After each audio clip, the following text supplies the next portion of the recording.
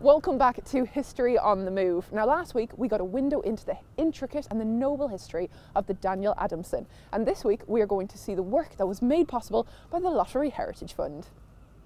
The Manchester Ship Canal Company agreed not to send the Danny to the scrapyard, but instead sell the tug to Dancross for a nominal £1.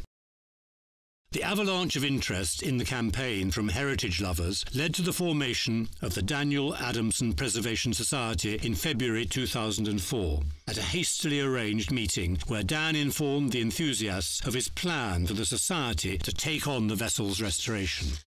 Help came from individual volunteers throughout the UK and support from local businesses. All that free help we got from the dry dock owners, from the surveyors, from the paint manufacturers, rope manufacturers, all that stuff that we got was a real good kickstart and gave us the momentum then to keep us going forwards. During these times, even the most dedicated volunteers must have asked themselves, why am I doing this? There was something we wanted to achieve, so that was the only way to achieve it, coming down here, getting stuck in, doing what needed to be done, and then progressing from there. If you hadn't saved it, it'd have been razor blades years ago. It's as simple as that. It's not just for us, we say it's an important part of our maritime industry, this, isn't it? And unfortunately, not a lot of that gets preserved. Our main object is coming back to life. We all are. A decade's devotion to the cause paid off. A second Heritage Lottery Fund application was approved and £3.8 million was awarded to the project.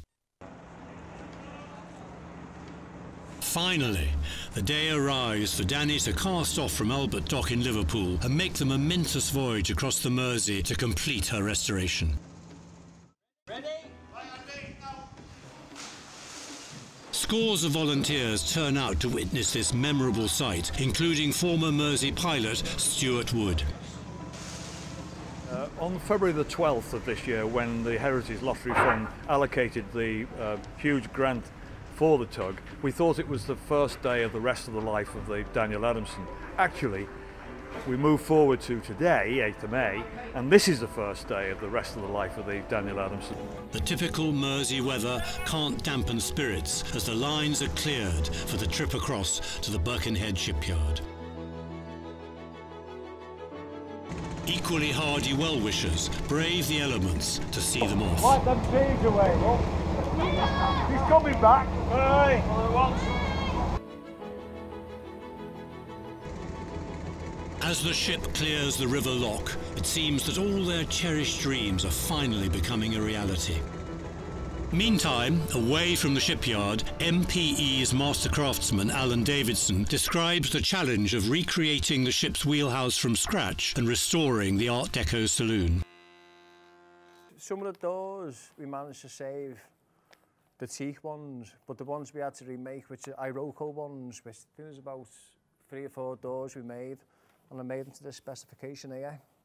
Like these days, I think it'd all be like, printed like off a computer, but it would all be in handwritten. I think it may be like all based on a very old drawing. She arrives at Camel Laird's wet basin, the site of the slipways of the Danny's builders, the Tranmere Bay Development Company, where she entered the water in 1903. Now, the heavy engineering restoration can begin in earnest. Tune in next week as we get to meet some of the amazing people behind the Danny's restorations.